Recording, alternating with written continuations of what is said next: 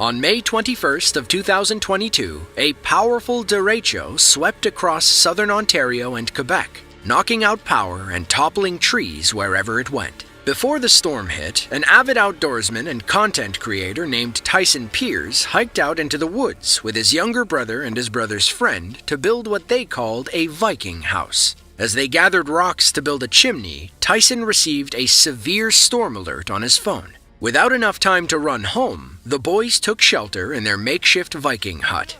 Qu'est-ce qu'on fait? Elle s'en vient, reste en dedans. Non. En dedans. Non, on peut pas, il est trop tard. Reste en dessous! Tornado! Stay low! Stay low! Stay low! Stay low! Stay! Stay! Stay low! Restez ici, viens ici, laisse-moi pas! Laisse-moi pas!